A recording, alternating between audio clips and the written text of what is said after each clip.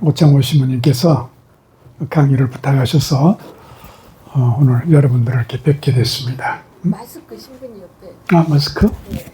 마스크를 치울까요? 네. 병원 오면 마스크를 써버릇해서 오늘 쓰고 왔어요. 네. 저는 주로 신학교 교수 생활을 했는데 주교님이 병원을 가보라고 그래가지고 저는 경제 경영 관리에 대해서 전혀 모르기 때문에 병원장은 어렵습니다. 그랬는데 1년, 2년, 3년 계속 말씀하셔서 끌려왔었어요. 대전성모병원에. 그래서 한 2년만 한번 해보겠습니다. 했다가 2년, 5년, 7년, 10년, 13년까지 이렇게 들어가서 생활을 했는데 어디 갔는지 병원에 대해서, 교회 병원에 대해서 전문을 해야 되겠다. 그래서 제가 이제 여러 군데 포럼, 아카데미, 책을 100권을 읽었을 거예요. 교회에 대해, 병원에 대해서나 이런 거에 대해서. 해마다 우리 병원의 팀장들, 직원들, 교수님들 공부한 거를 나눠줬어요. 그래서 그걸 가지고 11권의 책을 썼습니다, 제가. 해마다 1월은 팀 파트장들 120명, 2월 달은 1200명의 직원들, 그리고 3월은 우리 120여 분의 교수님들, 저하고 11년 동안 매해 공부했어요. 그래서 2, 3년마다 1박 2일씩 연수도 하고. 그래서 10년 법칙이라는 게 있죠. 제가 비전을 세우고 플랜을 짜고 교육을 얻고 연수를 하고 그러는데 대전성모병원이 교회병원으로 바뀌는 데는 한 10년 걸렸던 것 같아요. 그래서 저는 이제 늘 우리 직원 팀장들한테도 강의한 다음에 숙제도 내드리고 교수님들한테도 숙제를 내드리고 공부를 와서 강의만 들으면 안 되거든요. 생각하고 그것에 대해서 반성하고 뭔가 숙제도 쓰고 이렇게 해서 제가 3차례나 비전을 갱신하고 갱신해서 해왔는데 그동안에 주로 제가 우리 가톨릭에서 경영하는 병원을 해마다 서울성모병원, 인천성모병원부터 시작을 해가지고 여의도, 의정부 모든 병원에 가서 해마다 강의를 해줬어요. 우리 교회 병원이 어떻게 달라져야 되겠는가. 수녀님들이 경영하는 병원에서 강의를 요청하면 제가 언제든지 바빠도 쫓아다니면서 강의를 다 해드렸어요. 전국적으로. 교회 병원이 어떻게 돼야 되겠는가. 다른 데 병원하고 달리 교회 병원은 왜 교회에서 병원 세웠는가. 교구에서도 그렇고 수녀원에서도 그렇고 그 비싼 땅, 그 비싼 건물, 그리고 수녀님들이 올해 많은 분들이 가서 병원을 경영하는데 그 병원이 바깥에 다른 데 있는 병원보다 또 친절하지 못하고 비슷하다든지 아니면 그보다 더 못하면 전교에 방해가 돼요. 오히려. 자, 왜 교회에서 병원을 경영하느냐? 수녀원에서 왜 병원을 경영하느냐? 치유자신 예수님의 정신에 따라서 복음 정신으로 경영을 해야 되죠. 그러니까 다른 데보다 더 친절해야 되고 더 따뜻해야 되고 더 공동체가 직원들끼리 교수와 직원들끼리 더 사랑하고 친절하고 아름다운 공동체를 형성하고 오는 분들한테 이 병원 갔더니 참으로 따뜻하다. 몸뿐만 아니라 마음도 정신도 영도 내가 치료되고 있구나. 이런 병원이 아니면 할 필요가 없어요. 그 비싼 돈 들여가지고 왜 그런 일을 합니까? 그러면 이렇게 경영을 하면 병원을 팔세요. 그리고 수녀님들이 하실 수 있는 특수 카리스마로 하고 있는 일들이 있잖아요. 거기다 투자해서 더 많은 일 하시면 어떻습니까? 자, 그럼 같이 일하시는 우리 교수님들과 의사 선생님들, 수녀님들이 왜 병원을 경영하시려는지 아십니까? 그분들 정신에 따라서 똑같이 다른 데보다는 좀 더 친절하고 따뜻하고 사랑을 가지고 진료해 주십시오. 그럴 때 이 병원에 의미가 있고 가치가 있고 사명을 수행하는 겁니다. 그렇게 안 되면은 사실 교회 이름으로 무슨 성모병원, 무슨 가톨로 병원, 무슨 뭐 요셉병원, 무슨 병원 다 교회 병원이거든요. 사람들이 기대할 때 저기 가면은 다른 병원보다 교회 정신으로 해주겠죠라고는 기대를 가지고 왔는데 아닐 때는 오히려 교회를 욕합니다. 의사 선생님들이 이런 점에 대해서 좀 협력해 주십시오. 돌아다니면서 의사 선생님들한테 사실 또 호소했어요. 그분들이 제일 친절해야 돼요. 앞장서야 되니까. 자, 오늘은 이제 제가 강의를 하려고 했는데 신부님이 요청한 게 굉장히 많았어요. 이 점에 대해서도 이거에 대해서도 여기에 대해서도 이랬는데 그럼 한 학기 강의해야 되겠더라고요. 그 정도면. 그래도 좀 적게 강의를 줄인다고 하면서 오늘 이거를 만들었는데 강의로 그렇게 만들어 드렸는데 24페이지를 만들어 드렸어요. 쓰다 보니까 많아졌어요. 그거를 PPT를 작업하셨는데 굉장히 잘하죠. 아주 프로급이에요. 그래서 오늘 강의록을 안 봐도 되겠어요. PPT를 넘기면서 말씀을 드려야 되겠는데 오늘 강의를 사실은 제가 2시간, 3시간 하고 분과 토의를 하고 그거 가지고 서로 나누고 이러고 싶었는데 아마 상황이 이렇게 안 되는 것 같아요. 안에 같은 조직이면 되는데 여기저기서 오셨기 때문에. 그래서 강의를 짧게 해서 4개를 하는데 한 40분씩 4번 강의를 하게 되겠는데요. 뭐 중요한 내용을 짧게 얘기하겠지만 병원에 대해서 하시는 분들은 뭐 금방 이해를 하실 것 같아요. 그래서 짧은 시간이나마 조금 이렇게 말씀드릴 테니까 혹시 좀 잘 알고 계신 것도 있겠지만 한번 아는 것을 한번 살펴보고 반성하는 그리고 재인식하는 계기가 됐으면 좋겠습니다. 제가 한번 오신부님이 제작한 훌륭한 작품을 가지고 한번 해보겠습니다. 인디안이 말을 타고 가고 있는 거예요. 이 아메리칸 인디안들은 말을 타고 달리다가 중간중간에 잠깐씩 쉬어서 뒤를 돌아다본답니다. 왜냐하면 너무 빨리 달려서 몸은 왔는데 혼이 아직 도착하지 않았을까 봐 혼을 기다린다는 거죠. 이들의 하나의 민속신앙, 무속신앙, 저들의 신앙의 영성이죠. 우리들이 가끔 이런 말을 하죠. 살면서 정신없이 살아가고 있다. 전 정신 못 차리게 바쁘다. 혼 빠진 채 바삐 살아간다는 의미가 되겠습니다. 너무 바빠서 정말 정신이 어디 있는지, 영혼이 어떤 상태인지 이런 것을 우리가 생각할 겨를이 없죠. 우리는 참 분주하게 살다가 보면은 내 영혼과 내 정신이 내 몸과 함께 동행하고 있는지, 주님과 함께 생활하고 있는지 살펴볼 여유가 없어요. 그래서 이런 피정의 시간이 바로 그런 기회가 아닐까 싶습니다. 이를테면은 이 바쁜 삶의 길에서 잠깐 멈춰서서 우리의 마음과 영혼의 모습을 살펴보는 시간이 되고, 우리가 살아나가면서 가정에서 사는데 가족과의 관계 살다 보면은 서로 무관심하고 또 무덤덤하고 무감각하게 살죠.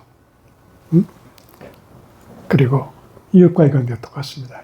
일어난 장소에서 동료와의 관계, 상하와 급자와의 관계, 성당에서 신자들과의 관계, 만나는 사람과의 관계 안에서 우리의 삶의 자세가 어떤지, 특별히 신앙생활 점검의 기회도 됩니다. 하느님과의 관계인 신앙생활을 살펴봐야 되죠. 이런 의미에서 우리가 이런 피정이 필요해요. 제가 무슨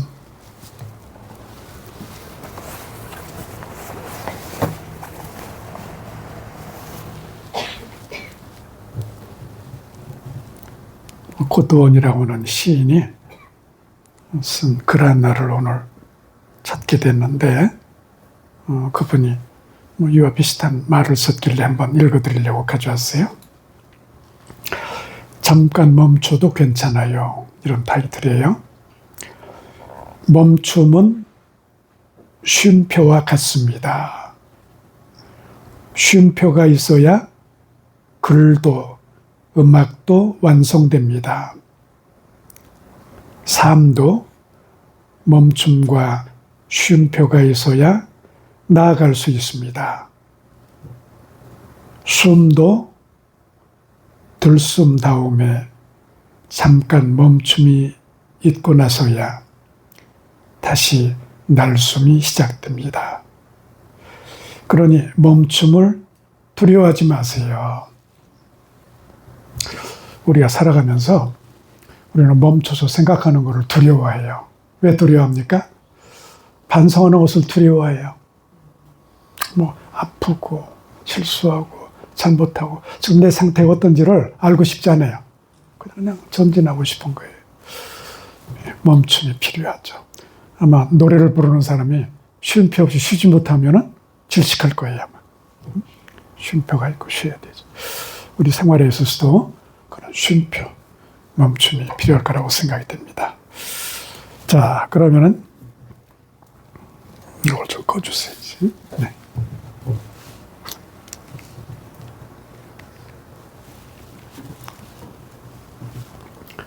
인성과 인간성숙에 관해서 우리가 조금 좀 기본적인 걸 알았으면 좋겠는데요. 인성과 인성교육, 전인과 전인성숙.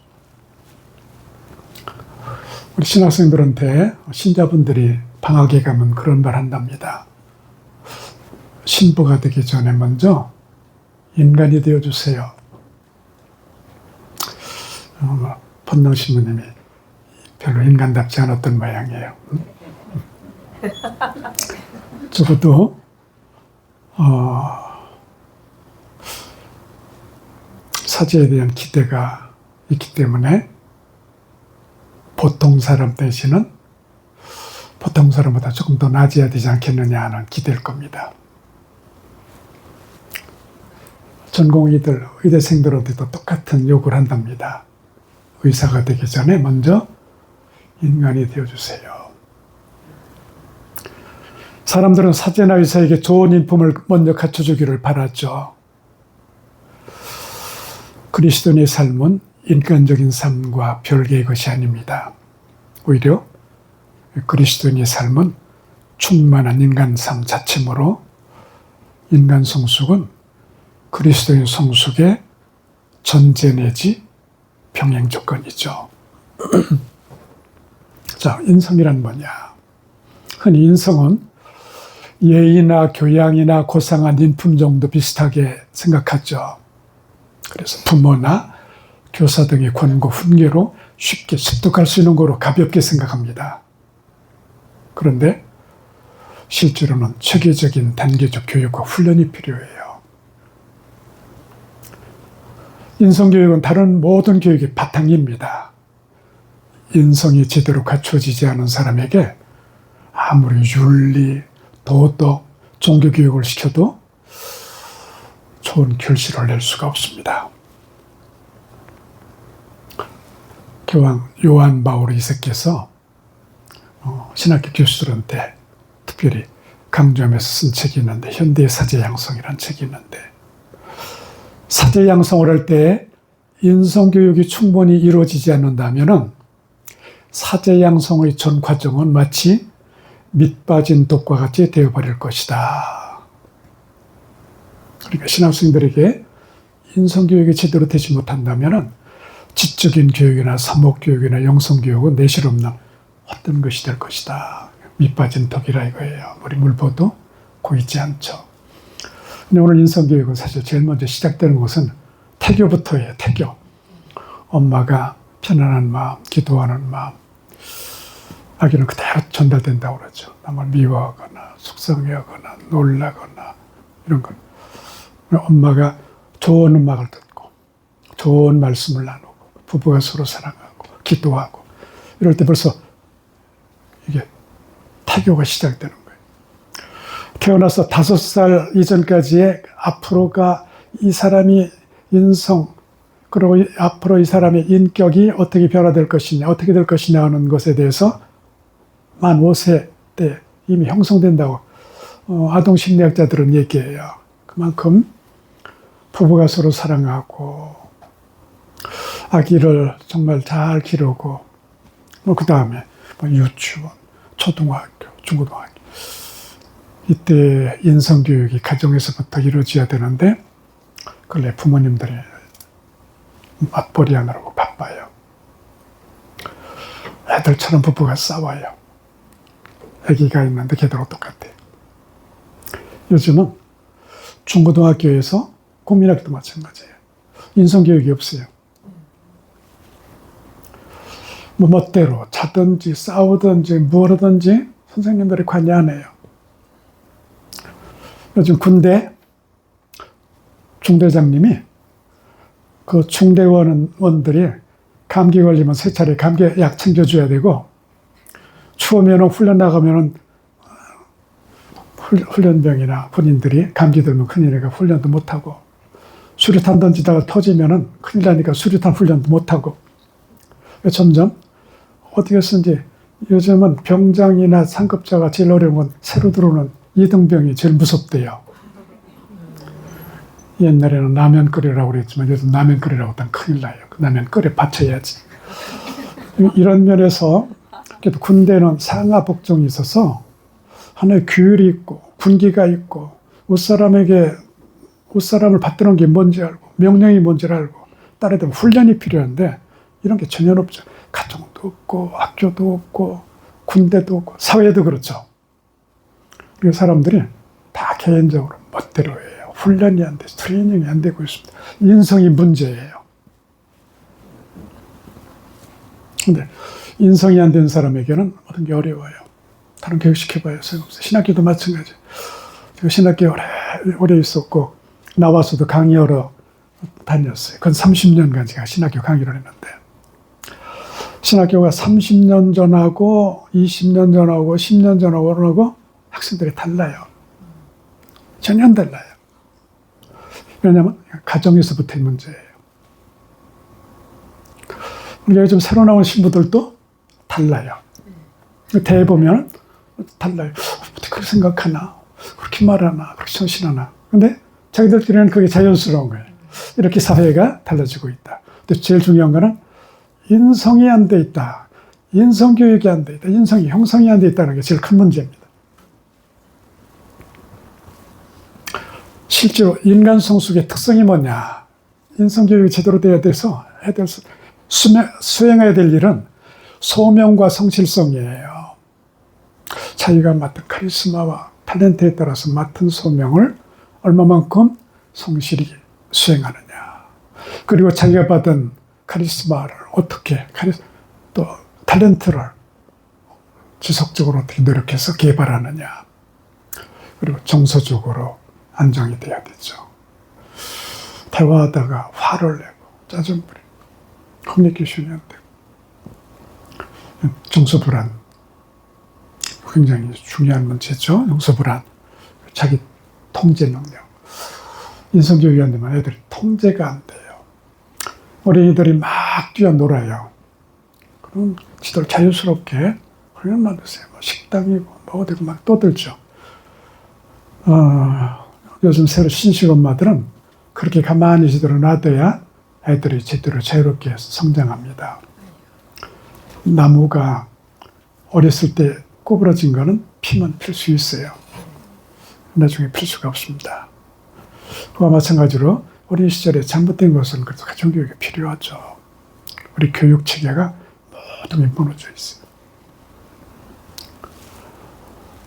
헌신과 협력, 이웃에 대한 헌신 자세와 그 다음에는 공동적으로 같이 산다는 것과 같이 서로 협력한다는 것과 이 커뮤니케이션 한다는 것과 커뮤니케이션 한다는 어떤 결과가 나타나면 그것에 대해서 수행한다는 것과 요즘 그런 것들이 잘 안 되죠. 노사분교라든지 시작을 해서 모든 분교가 협력이 안 돼요. 이게 문제가 될 수 있죠. 공동생활. 공동체 생활이 쉽지 않아요. 그 신학교의 공동체 생활 처음에는 1학년 전체가 같이 사는 방을 7, 8명 쓰는 방씩 쓰게 해요. 제가 대전신학교로 와서 지었어요. 제가 서울신학교에 내려와서. 집을 지을 때 1학년 때는 여럿이 사는 방. 조금 상급반 되면 4명이 쓰는 방. 그 다음에 2명이 쓰는 방, 혼자 쓰는 방.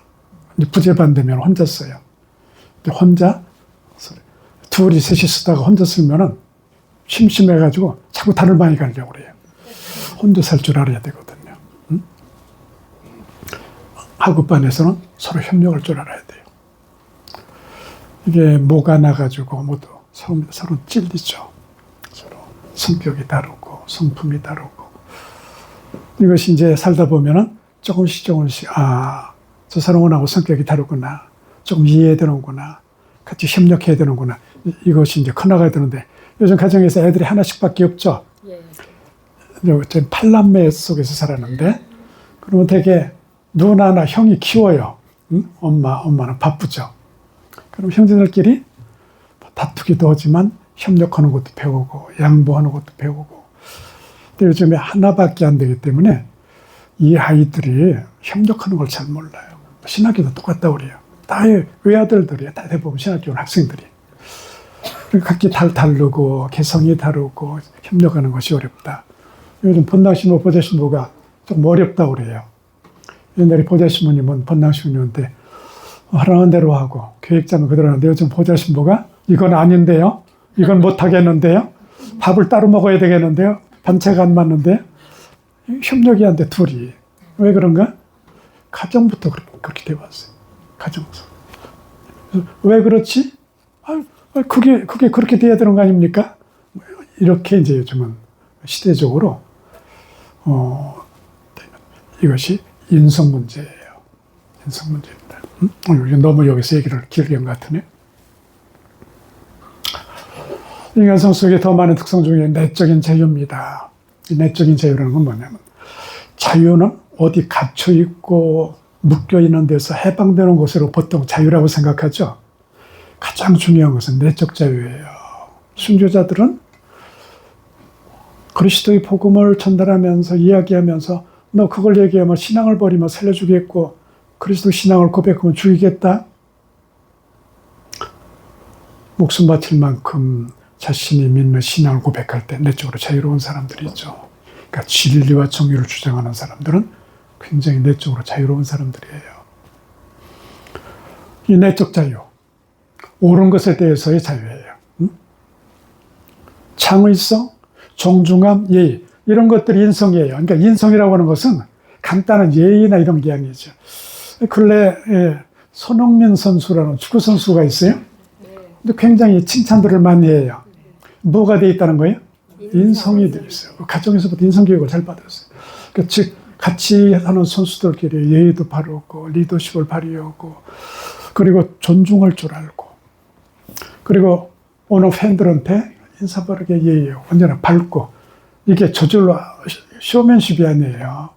이 바탕으로 되지 않으면 어렵습니다. 그래 전 세계의 모든 축구 선수들이나 축구 관계되는 사람들이 손흥민을 칭찬하는 이유가 인성이 잘 돼 있다. 인성, 그러니까 모든 교육이 기초죠. 종교교육, 윤리교육, 영성교육도 마찬가지고 신학교육도 마찬가지예요. 영성이 수녀원도 마찬가지일 거예요. 아마 수녀원도 요즘 어려울 거예요. 요즘 젊은 수녀들이 오면은 원장님한테 순명 안 하고 왜 그런 거 명령하시죠? 아마 이렇게 나오는 수녀들이 많을 거예요. 이거 반찬 이거 가지고는 안 되겠는데 따로 해 먹어야지. 아마 이런 수녀님도 나올지 몰라요. 이게 오늘의 많은 문제점들이 있죠. 성숙한 인간이 되지 못하면 성숙한 그리스도도 되기 어려워요. 전인과 전인 성숙인데 아무튼 좀 시간을 좀 보겠는데 몇 분 됐습니까? 10시 30분. 30분. 10시 30분. 아직 10분 남았어요. 자, 전인과 전인 성숙인데 20분 남았어요. 전인은 지정의가 조화를 이루는 원만한 인격자를 뜻한다. 교육학에서 하는 얘기예요. 교육은 그러한 인격을 지닌 전인을 양성하는 것을 목적으로 하며 인간다움을 일깨워주고 키워주면서 특정한 지식이나 기능에만 쏠리지 않도록 폭넓은 교육을 하는 것을 지칭한다. 전인은 이미 고대 사회부터 이상적인 인간상이었습니다. 동양에서는 유교 성현군자 유래하는데 우리나라에서는 이 선비 정신. 이 선비는 어떤 사람이냐? 학문을 구체적 삶 안에서 실천하는 지성과 삶을 아름답게 설계하고 자연의 미를 즐기는 미적 감성을 지니고 정의로운 사회 실현을 위해서는 벼슬도 헌신짝처럼 버리고 초야에 묻히는 정의감 두루 이런 것들을 갖춘 인격자. 이게 선비였어요. 우리 선비들 알죠? 정약용 같은 분은 선비예요. 정약용에 대해서 좀 아시죠? 예. 정말 선비입니다. 우리 정약용 같은 분, 오늘의 참 정치인들 그리고 지도자급 인사들이 그 양반의 목민심서 같은 걸 좀 읽었으면 좋겠어요. 선비 정신입니다. 서양 소크라테스, 플라톤, 아리스토텔레스가 굉장히 중심이 되는 분들인데 소크라테스는 지성과 덕, 겸비한 인간상을 얘기했어요. 플라톤은 지적인 측면, 덕이라는 것은 지덕, 의덕, 용덕, 절덕 이런 것들을 얘기하는 거죠. 그리고 거기다가 미적, 체육 이거를 좀 더 플라톤은 좀 더 현대에 가까운 이런 교육을 시켜야 이상적인 인간상으로 이룰 수 있다. 아리스토텔레스는 지력이나 이성이라는 덕성에다가 실제적인 덕성, 예술적인 덕성, 도덕적인 덕성을 추가해서 이걸 갖춰야 전인이다. 교육의 근대 교육의 아버지 페스탈로치. 이번은 지, 정, 의 또는 지, 덕, 최 이것이 조화된 인간성을 이상적으로 보는데 교육이란 기계적인 인간이나 두뇌로만 이해하는 지식을 양성하는 것이 아니라 생각하고 느끼고 생활하고 행동하는 인간답고 조화로운 존재를 양성하는 것이다. 이 세 가지 조화를 이뤄야 된다는 거예요. 지, 생각하는 인간. 정, 느끼는 인간, 사랑하는 인간. 의, 행동하는 인간. 교육의 본질과 전인교육. 그러니까 예나 지금이나 교육의 목적은 참된 사람, 올바른 사람, 지덕지를 갖춘 사람이 되도록 돕는 것이죠. 그러니까 지적인 측면뿐만 아니라 신체적으로, 정신적으로, 윤리적으로 건강하게 통합된 완전한 인간이 되게 하는 것이죠. 근데 이 전인교육이라는 용어는 사실 근래에 많이 쓰고 있지만 오래전부터 쓰던 말인데 요즘 와서도 강조하는 이유가 있습니다. 특히 여러분들이 초등학교, 중학교, 고등학교 교육을 보십시오. 지적인 교육에, 입시 준비 교육에 집중을 하다 봤더니 체육도, 예술도, 여러 가지 상식도 지금 교육을 시키질 않고 있어요. 특히 인성교육이 안 되고 있습니다. 가정에서 입시를 강조하는 부모는 애들이 성경 말씀을 읽거나 위인전을 읽으면 쓸데없는 짓 하지 마라. 성경 이런 것도 쓸데없는 짓이에요. 성당에 학생회에 나가겠습니다. 쓸데없는 짓 하지 말고 공부해. 사람에게 인성이라든지 영성이라든지 신앙이라든지 상식이라든가 이거 필요 없어요. 그래서 공부만 잘해서 네가 요구하는 게 아니라 엄마인 내가 원하는 학교에 가는 것이 목적이야. 이러다 보니까 전인교육이 어렵죠.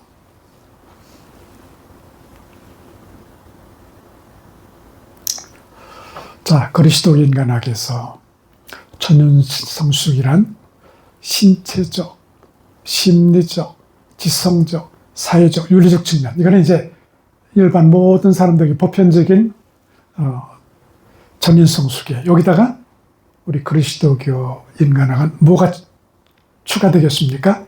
영적 측면이에요. 그러니까 신체, 심리, 지성, 사회, 윤리적 측면뿐만 아니라 영적 측면까지 조화를 이루는 것. 영적인 요소가 첨가되는 것이죠.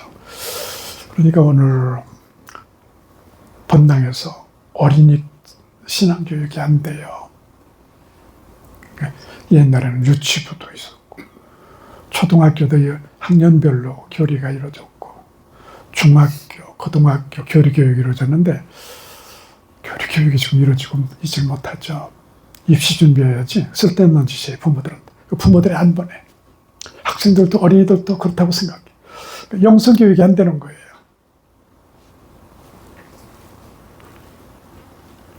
그리스도교 인간학의 인간이에 제2차 바티칸 공의 이후 우리 교회는 인간에 관한 다양한 학문들과 개방적인 대화를 통해서 하느님의 신뢰가 무진장 담겨있는 창조물인 인간 존재에 대해서 아주 풍요로운 인식을 갖게 됐죠. 사실상 중세기부터 근래 이르기까지 우리 그리스도교, 우리 가톨릭 교회에서는 인간에 대해서는 그리스도교 철학과 신앙만이 인간을 다룰 수 있다. 심리학, 사회학, 여러 가지 인간은 위험하다. 왜냐하면 심리학이라는 것은 시작할 때, 분터 같은 분이 시작할 때 자꾸 교회에서 간섭을 하니까 우리는 심리학을 하는데 영혼 없는 심리학, 하느님 없는 심리학을 하겠다. 분리되어 있었어요. 그동안 다루던 철학, 신학 다 제쳐놓고 하나의 인간 자체로 보겠다 하다 보니까 이건 하나의 기계예요. 동물하고 똑같아. 시작이 그렇게 됐어요. 심리학이 처음에는 굉장히 그리스도교 인간학이라든가 철학 신학을 배제했습니다.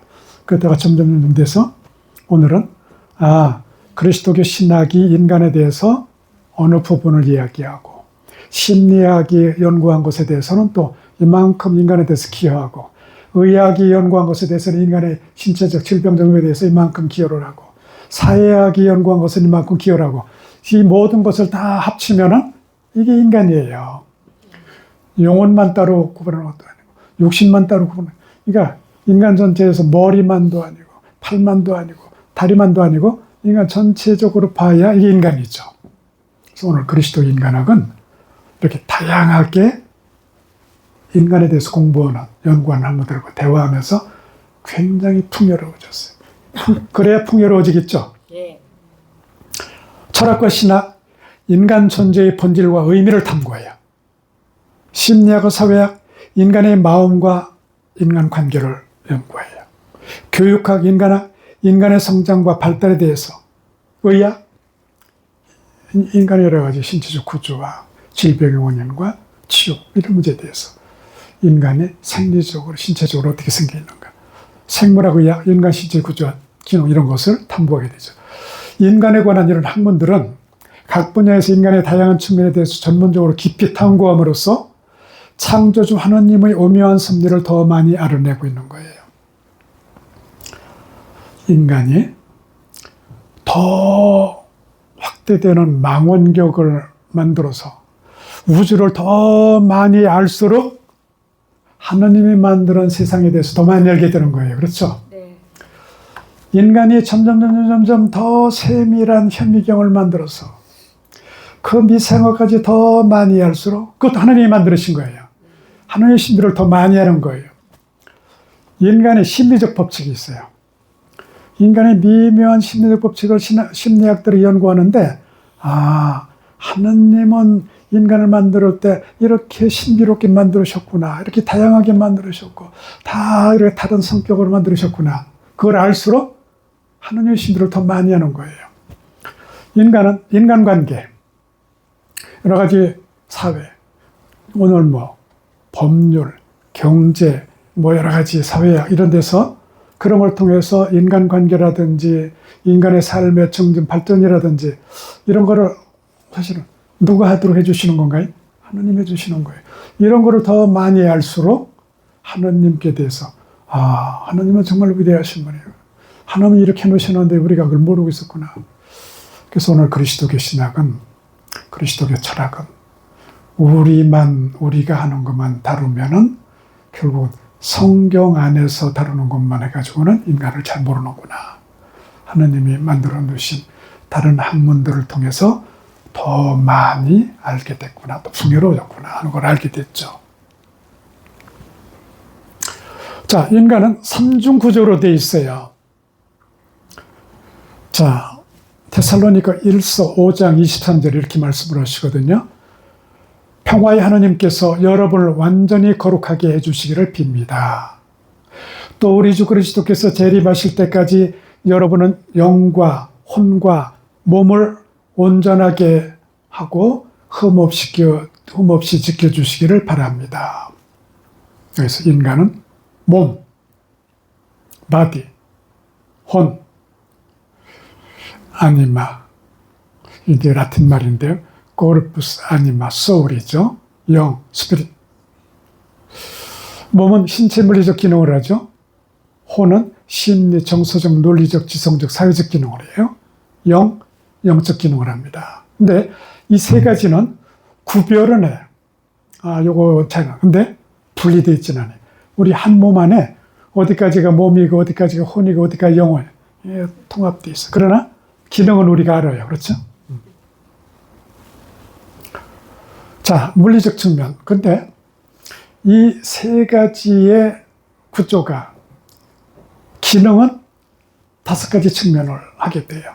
하나가 물리적 측면, 다른 하나가 심리 정서적 측면, 세 번째가 논리지성적 측면, 사회적 측면, 영적 측면. 물리적 측면은 우리가 잘 알죠. 생물학적, 생리적, 화학적 작용을 하는 몸이죠. 우리 몸은 먹고,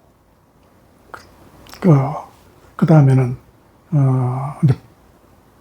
내놔야 되고, 그 다음에 자야 되고, 쉬어야 되고, 이것이 이제 우리 물리적 측면이죠.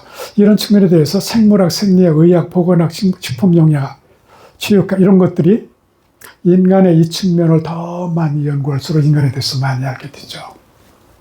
심리정서적 측면은 심리학, 정신분석학, 정신의학, 뇌과학, 인간학 등 다양한 분야에서 탐구하고 시험하고 체험하며 인간을 이해하는 데 기여합니다.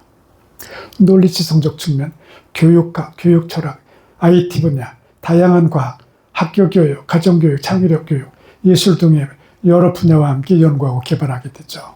사회적 측면은 사회학, 경제학, 정치학, 법률학, 무제한의 시공의 세계에 통교하고 있는 인터넷 이런 것들이 발전되면서 인간에 대해서 많이 알게 했죠. 영성적 측면, 철학, 신학, 성경학, 영성학, 윤리학 등에서 심오한 개수진리, 성경, 신학 이런 것으로서 인간을 더 깊이 이해하게 됐죠. 자, 우리 인간의 세 가지 기능에 대해서 한번 이해를 하자면 비행기를 한번 예를 들어 봅시다. 5분 남았어요. 비행기는 왜 만들어졌습니까? 날기 위해서만. 그러니까 나를 때 존재 이유가 되고 제 기능을 발휘하는 거예요. 근데 비행기가 뜨기 전에는 비행장이 기착해 있죠. 무엇을 위해서냐면 청소해야 되고 여러 가지 주유도 해야 되고 뭐 여러 가지 기계 보수도 한다라고 해서 이렇게 비행장에 서 있으면은 창문이 많이 달린 건물 같아요. 바퀴 달린 건물. 건물입니까? 비행기예요. 건물 같지만 비행기입니다. 이 비행기가 나르기 위해서는 이제 활주로를 추진력을 껴서 활주로를 막 달려가요. 뭐 같아요? 바퀴 달린 자동차 같은데 자동차 기능을 위해서 만들어진 게 아니에요. 날기 위해서인 거예요. 비행기가 이거는 자동차가 아니고 비행기다. 활주로를 박차고 이제 나를 때 존재 이유를 드러내는 거고 제대로 기능을 발휘하는 거죠. 자, 그런데 비행기는 나르기 위해서 쉬면서 청소도 하고 여러 가지 보수도 해야 되고 또 주유도 해야 되고 이 과정 없으면 안 되죠. 필요하죠. 나르기 위해서 추진력을 얻기 위해서 달려야 되죠. 인간도 비슷합니다. 인간이 물리적, 신체적 측면만 생각해 보면은 다른 동물하고 별 차이 없어요. 다른 짐승이나 동물하고 똑같이 먹고 배설해야 되고 자고 쉬고 이거 없으면 안 되죠. 그런데 우리 인간은 그런 동물하고 같지 않아요. 인간인데도 그 기능을 해야 되는. 인간은 이제 좀 더 무엇이 필요하냐면은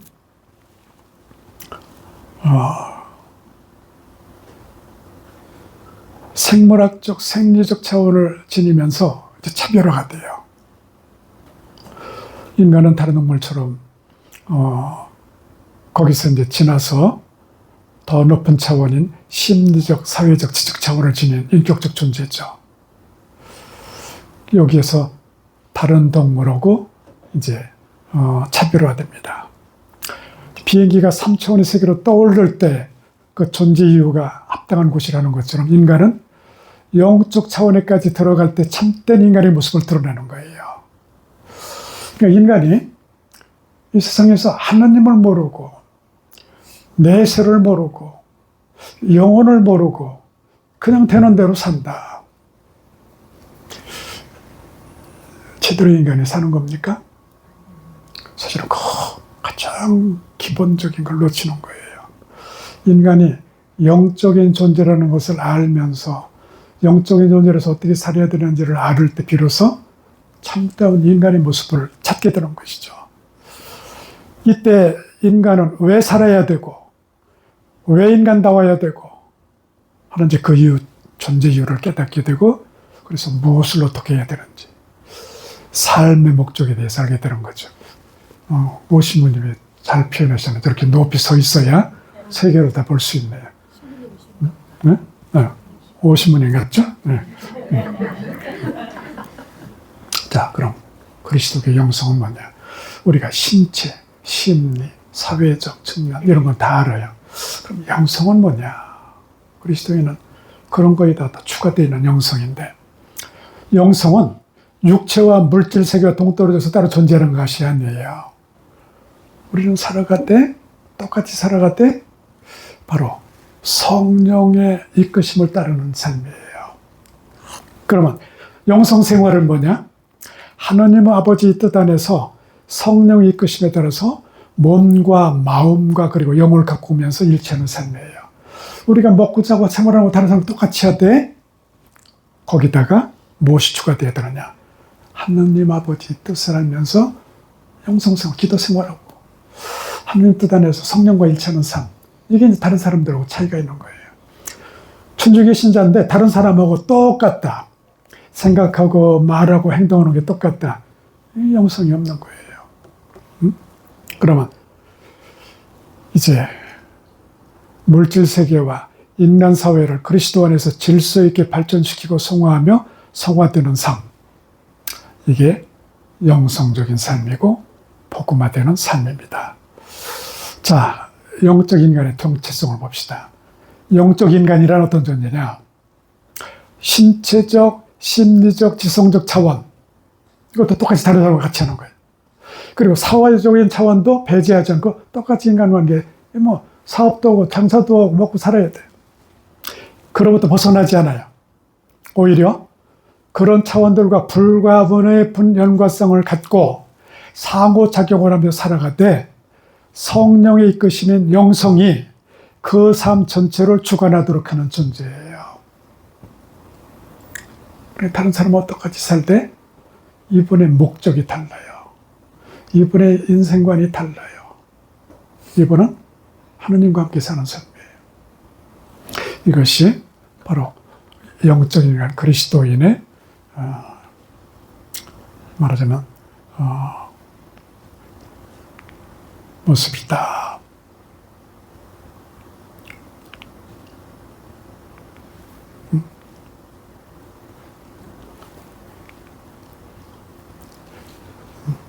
시간이 시간이 됐죠? 그래서 그럼 끝에 한 가지만 얘기하고 15분 쉬도록 하겠습니다. 그러면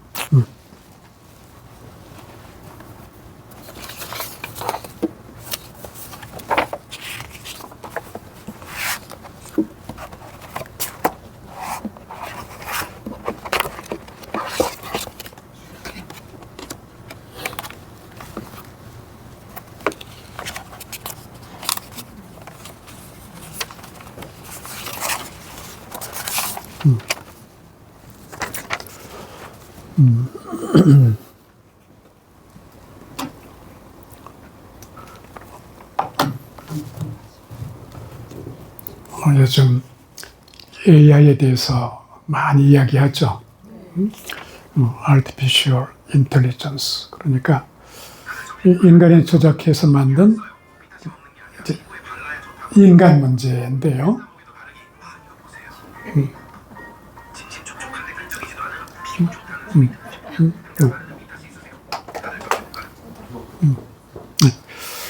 자, 요즘에 로봇 중에서 AI 로봇, 휴머노이드 로봇, 페르소나 로봇, 이런 얘기들을 많이 하는데, 이제 거의 인간처럼, 생각하는 것까지 흉내를 내요. 판단까지 흉내를 냅니다. 근데 이제 결론적으로 AI는 인간처럼 영혼이 있어요, 없어요? 없어요. 자, 그런데 두렵고 심각한 문제는 과거에 이 기계, 인간이 만드는 로봇이든지 모든 기계가 계산만 하고 창의성은 인간의 몫이었습니다. 그런데 오늘은 이 창의성마저 인간이 이 AI가 보여주고 있어요. 몇 년 전에 알파고가 이세돌 기사와 바둑을 뒀어요. 한 판을 겨우 이겼지만 졌고, 지금은 이제 이런 AI를 인간의 기사들이 이길 수가 없어요. 왜 그러냐면 AI는 이 세계에 그동안에 바둑 둔 거를 다 암기하고 그 중에서 어떤 것이 다 하는지를 금방 찾아내요. 그러니까 인간 하나하고 수백만 명하고 같이 바둑을 두는 거예요. 그럼 어디가 이겼어요? 자, 이래서 이제는 AI가 이제 엄청나게 이제 창의성을, 그러니까 이렇게 저렇게 하는 걸 놔도 왜 그럴까 하는 것까지 다 생각을 해가지고 창의성을 발휘하는 겁니다. 그런데 이 AI가 쓰는 이 반도체 칩은 이 바위나 돌멩이에서 뽑아낸 실리콘으로 만들죠. 이게 뭐냐면 요즘 흔히 얘기하는 어떤 거예요? 히토리오라고 하는 건. 근데 이런 히토리오에서 뽑아낸데 이 히토리오의 본질은 생명이 없는 무기질이에요. 하느님이 만들어 놓으신 거지만 이건 영혼이 없는 거예요.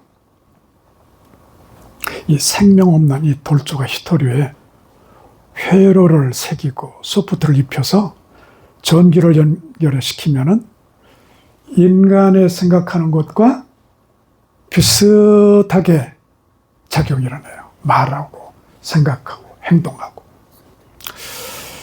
생각을 흉내내는 이 AI에게 영혼이 있느냐 없느냐라고 하는 문제를 이제 제기를 하는 거예요. 근데 영혼진인 인간의 고유 영역에 도전한 이 AI가 그야말로 휴머노이드 로봇하고 페르소나 로봇 이런 것들이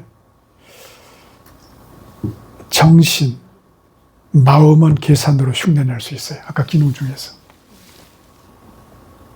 그래서 수많은 정보, 자료를 탐색하고 인간 정신과 마음처럼 비슷하게 흉내낼 수 있는 거예요.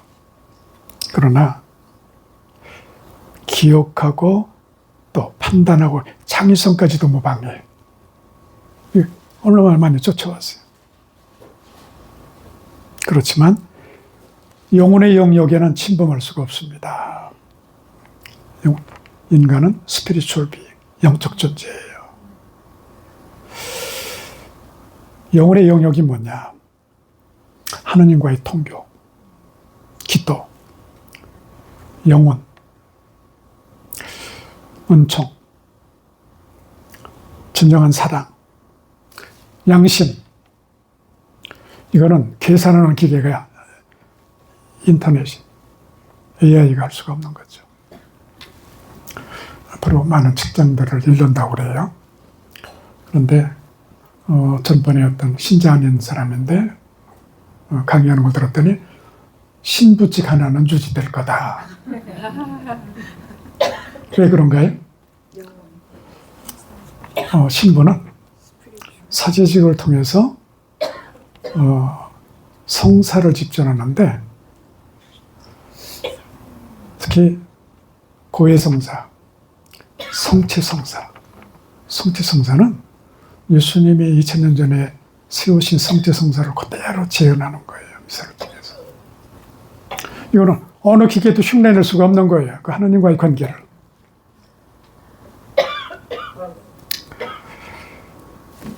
얘가 이제 별것 다 할 겁니다. 요즘 음악도 만들어내더라고요. 무슨 음악 만들어봤더니 멋있게 뭐 성가나 이 베토벤이 만들어놓은 뭐 여러 가지 뭐 어떤 소나타나 곡을 AI가 비슷하게 흉내는 낼 수 있을 거예요.